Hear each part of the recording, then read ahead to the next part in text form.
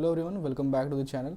So from the previous last few months video continue नहीं आ पा रही थी. मैं डेटा ट्रांसफॉर्मेशन की सीरीज़ को कंटिन्यू कर रहा था and with the help of some libraries in the Python we can transform the data. Let suppose कि इफ़ अगर मैं मशीन लर्निंग के अंदर मॉडल को ट्रेन करता हूँ या डेटा को ट्रेन करता हूँ किसी सुपरवाइज मशीन लर्निंग के लिए, तो उसके अंदर क्या होता है, डेटा को ट्रांसफॉर्म करना पड़ता है. जैसे मैंने डेटा कलेक्शन के लिए एक वीडियो बनाई थी प्रॉपर, उसकी लिंक आपको डिस्क्रिप्शन में मिलेगी.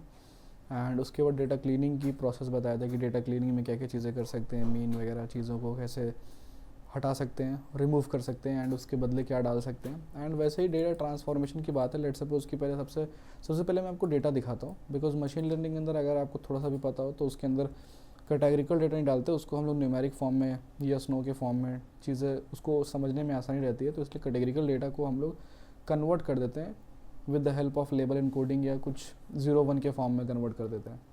तो उसके लिए सबसे पहले बात मैं आपको एक डेटा दिखाता हूँ.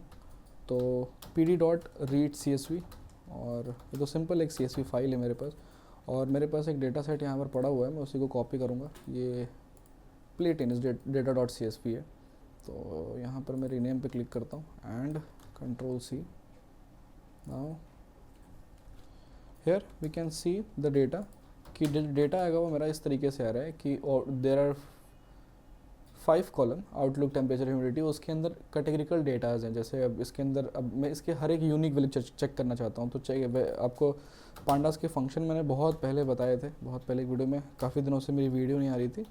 बट आउटलुक डॉट इसका कैसे करते हैं, यूनिक फंक्शन से अगर मैं चेक करूँ यूनिक फंक्शन और मैं रन करूँगा तो यहाँ पर सनी ओवरकास्ट डेटा. मैं चाहता हूँ कि अगर मैं मॉडल में डालूंगा डेटा, अपने एल्गोरिथम के अंदर डेटा डालूंगा तो यहाँ पर ये सनी ओवरकास्ट नहीं डालते. हम लोगों को इसको इनकोडिंग करनी पड़ती है. या तो आप बाय डिफ़ॉल्ट जैसे पांडास के फंक्शन बताया था कि उसके अंदर वैल्यू को रिमूव करो, वैल्यू को आप उसको दूसरी वैल्यू डाल सकते हो. जैसे सनी की जगह पे उसको 1 कह सकते हो, रेन की जगह पे 3 कह सकते हो, ओवरकास्ट को 0 कह सकते हो. उस तरीके से आप वैल्यू को चेंज कर सकते हो. ठीक है. और बट मैं एक तरीका बताता हूँ इसके अंदर कि लेबल इनकोडिंग एक फंक्शन, लेबल इनकोडिंग मॉडल के थ्रू हम लोग उसके अंदर चेंज करेंगे. तो सबसे पहले बात मैं इसके सारे के सारे मैं यूनिक वैल्यू चेक कर लूँगा. वो फॉर लूप के थ्रू करूँगा. तो मैं बोलूँगा कि फॉर लेट सपोज एक वेरिएबल बनाता हूँ. मैंने वेरिएबल बनाया for column in df and मुझे चेक क्या करना है, मुझे सारे के सारे प्रिंट करवानी है. हर एक कॉलम की यूनिक वैल्यूज़ को प्रिंट करवाना है, देखना भी है मुझे कि क्या क्या चीज़ें हैं. तो उसके लिए मैं क्या करूँगा, df करूँगा एंड वो सारी की सारी कॉल में स्टोर होगी एंड इसको मैं यूनिक फंक्शन से चलाऊंगा कि मैं यूनिक मुझे वैल्यूज़ दिखाओ. अब मैं जैसे रन करूँगा देखोगे कि सबसे पहली बात मेरे पास यहाँ पे आउटलुक दिखा रहा है एंड उसके बाद फिर ये टेम्परेचर दिखा रहा है. और उसके बाद अगर आपको चाहिए कि आप इसके साथ साथ वो भी चेक करना चाहते हो क्या कि ये क्या क्या चीज़ें हैं, तो उसके लिए आप कॉल को भी रन करवा लो एंड कॉमा एंड उसके बीच में स्पेसेस दे दो एंड कॉमा दे दो एंड उसके बाद अब रन करो. जैसे रन करोगे तो आप देखोगे कि आउटलुक के सामने जो ये चीज़ें हैं वो मेरे पास ये दिखा दिया. टेम्परेचर के पास टेम्परेचर वाले कॉलम के अंदर ये यूनिक वैल्यूज़ हैं, ह्यूमिडिटी के अंदर ये वैल्यू. अब मुझे इसको ट्रांसफॉर्म करना है. एक्चुअल में लेबल इनकोडिंग के थ्रू करूँगा. तो उसके लिए मैं एक लाइब्रेरी को बुलाऊँगा. किस लाइब्रेरी से निकालूंगा, sklearn की लाइब्रेरी से निकालूंगा. वो फीचर उसी के अंदर है sklearn. और प्री प्रोसेसिंग सब मॉड्यूल है उसके अंदर dot pre processing and import और लेबल इनकोडर. आप इसके अंदर आप देख भी सकते हो, जैसे मैंने टैप करके आपको मैंने बताया भी होगा शुरुआत में भी कि जैसे आपको किसी भी फंक्शन के अंदर कोई मॉडल वगैरह कितने पढ़ने वाले हैं कितने नहीं पढ़ने वाले, वो चीज़ें देखनी होती है तो किसके थ्रू देखते हो. तो वो मैंने बताया था. लेट सपोज कि सबसे पहली बात अगर आप इंपोर्ट कर देते ना, मैं आपको दिखाता हूँ. पहले इंपोर्ट करो आप sklearn को. मैंने इंपोर्ट किया एंड अब उसके बाद से यहाँ पे फ्रॉम करो एंड sklearn करो और डॉट टैब जैसे आप प्रेस करोगे तो उसके अंदर जितने भी मॉडल वगैरह पढ़ सकते हो यहाँ पे दिखाता है. तो उसके अंदर से मैं एक प्री प्रोसेसिंग निकाल रहा हूँ. आप देखो यहाँ पे दिखाई भी पड़ रहा है sklearn डॉट प्री प्रोसेसिंग. उसको टैप करूँगा और मैं उसको एंटर करूँगा प्री प्रोसेसिंग. और इम्पोर्ट करने के बाद जब आप फिर से यहाँ पे अभी तो इसमें कुछ नहीं दिखा रहा बट मैं लेबल इनकोडर का यूज़ करूँगा कि लेबल और इनकोडर, लेबल इनकोडर ना. अब मैं इसको रन करने वाला हूँ. लेबल इनकोडर की मदद से ही हम लोग वैल्यू को यहाँ पर इसके 0-1 के फॉर्मेट में चेंज करने वाले हैं. और छोटे लेवल का अगर डेटा होता है तो आप इसको मैन्युअली भी कर सकते हो रिप्लेस करके. डॉट रिप्लेस फंक्शन एक पांडास के अंदर, मैं उस टाइम मेरे दिमाग में नहीं आ रहा था. अभी रिप्लेस फंक्शन होता है एक पांडास के अंदर. वो कर सकते हो, बट बहुत बड़े लेवल का लार्ज स्केल पे डेटा होगा तो आपको लेवल इनकोडर यूज़ करना पड़ेगा, वन हॉट इनकोडिंग यूज़ करना पड़ेगा। उसको मैं अगले वीडियो में कवर करूँगा, what is a one hot encoding, PT dot gate dummies, वो सब मैं बताऊँगा बाद में।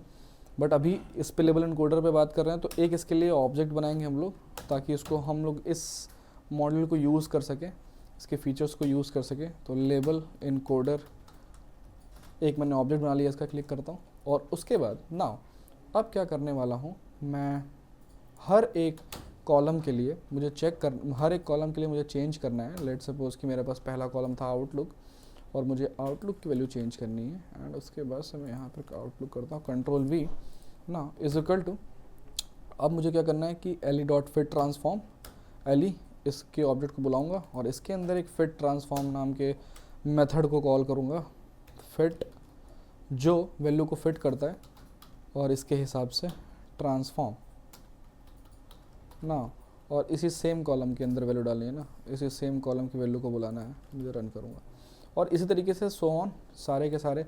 या आप इसको इस तरीके से एक एक मैन्युअली कर सकते हो, या अदरवाइज़ अगर आपको ये नहीं करना तो आप लूप लगा के कर सकते हो, जैसे मैंने अभी यहाँ पे देखा कि किस तरीके से करना है। और या मैं आपको बता भी देता हूँ किस तरीके से करना है।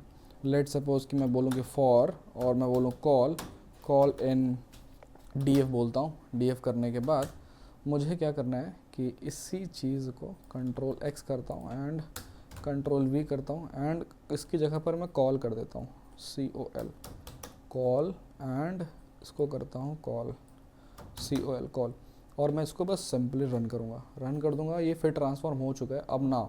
अब सारे के सारे मैं इसी कोड को कॉपी करने वाला हूँ, एंड उसके बाद यहाँ पर मैं जैसे देखूँगा तो इसकी जो वैल्यू होगी वो चेंज हो चुकी है। मैं रन करता हूँ तो जैसे को देखो 201 हो चुका है, आउटलुक की वैल्यू 201, मतलब सनी को इसने 2 कह दिया है, एंड ओवरकास्ट को इसने 0 कहा है, एंड रेन को इसने 1 कहा है। ठीक है, तो ये चीज़ें हैं। एक्चुअल में लेता कैसे, शुरुआत से ही 0 1 चालू। जब पहले आपको जैसे सनी मिला इसको, तो जब पहले इसको सनी मिला तो उसने सनी को 2 कर दिया, और उसके बाद से जैसे भी मिलता रहा उसको चेंज इसने कर दिया। ठीक है नाउ, अब जब आप डीएफ को देखो तो डीएफ की जो दशा है वो बदल चुकी होगी, वो इस तरीके से दिख रहा होगा आपको। Now you can simply train your model with the help of this data set, और ये एक्यूरेट चलेगा। ट्रांसफॉर्मेशन करना पड़ता है। ये तो चलो हो गई एक कैटेगरिकल डेटा की बात। अगर ये डेटा कैटेगरिकल डेटा है मेरे पास, बट अगर मेरे पास डेटा लेट सपोज कि न्यूमेरिक में होता तो उसके अंदर किस तरीके से हम लोग ट्रांसफॉर्मेशन वगैरह करते हैं, तो उसके लिए भी लेट सपोज कि मेरे पास एक डेटा सेट है, मैं आपको दिखाता हूँ। ये लेवल इनकोडिंग की बात यहाँ खत्म होगी। लेवल इनकोडिंग की चीज़ इस तरीके से हम परफॉर्म कर सकते हैं। p.get_dummies या वन हॉट इनकोडिंग में कमेंट करना अगर वो चीज़ सेम इसी की तरह सिमिलर होती है, but if you want to कि कैसे मैं इंप्लीमेंट कर सकता हूँ वन हॉट इनकोडिंग के थ्रू, सेम इसी के तरीके होते हैं, तो आप कमेंट कर सकते हो, एंड उस पर मैं बताऊँ, उस पर वीडियो बनाऊँगा एक सेपरेट। बट अगर मेरे पास न्यूमेरिक डेटा हो तो न्यूमेरिक डेटा के लिए मैं फिर से एक काम करता हूँ, df1 करता हूँ, एंड उसके बाद एक मेरे पास और डेटा पड़ा हुआ है pd.read CSV, एंड उस डेटा का जो नाम है आई थिंक ये है,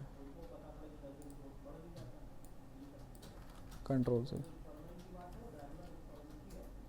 रन df1, और मैं जैसे रन करूँगा तो देखूँगा कि जो इसके अंदर वैल्यूज़ है ना, आप देखो कि एक्सपीरियंस 139,000 है। एंड उसके बाद कभी कभी कैसा बोला जाता है कि जो डेटा होता है कि हम जब मशीन लर्निंग में मॉडल में जब डेटा ट्रेन करें तो हम लोग को सारी वैल्यूज़ एक स्केल पे करनी होती है, ताकि वो मॉडल अच्छे से ग्रैब कर पाए और समझ पाए डेटा को। तो उसके लिए क्या करना होता है हम लोग को, there are 2 types of scalers, min max scaler, standard scaler, वो यूज़ करते हैं। तो मैं उसको आज उसमें से आपको किसी एक को, जैसे आप ये देखो इसमें 39,000 में, एंड अगर 1,21,000 है, इसको एक स्केल पे करोगे तो काफ़ी बड़ी होगी। इसकी वैल्यू को स्टैंडर्डाइज कर देते हैं हम लोग। स्टैंडर्ड स्केलर का फॉर्मूला क्या होता है वो भी याद रखना।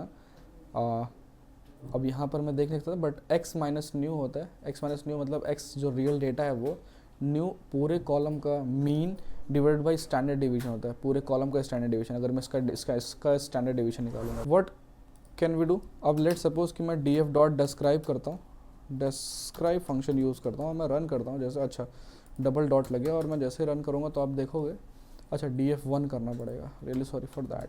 तो मैं करता हूँ और इसके अंदर आप देखोगे स्टैंडर्ड डिवीजन ये आ रहा है। तो अब लेट सपोज कि अगर मुझे इसकी वैल्यू की बात करनी है तो यहाँ पर क्या आने वाला है, स्टैंडर्ड स्केलर की मदद से अगर इसको ट्रांसफॉर्म करूँगा, मैं आपको क्रॉस वेरीफाई भी करके दिखाऊंगा एग्जैक्टली।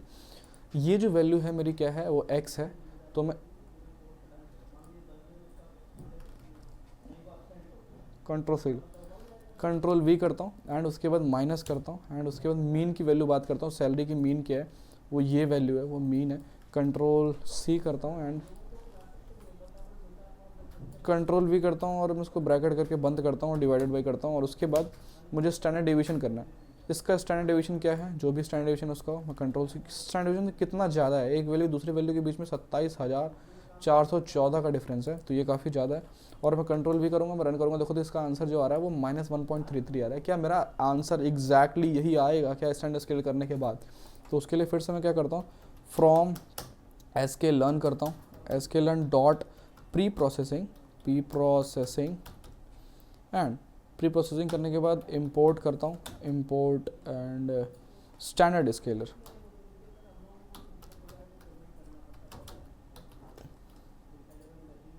ठीक है, मैं रन कर दिया एंड उसके बाद स्केलर मैंने किया। स्केलर करने के बाद स्टैंडर्ड स्केलर में जैसे रन करता हूँ, कंट्रोल C कंट्रोल V, मैं रन कर दिया।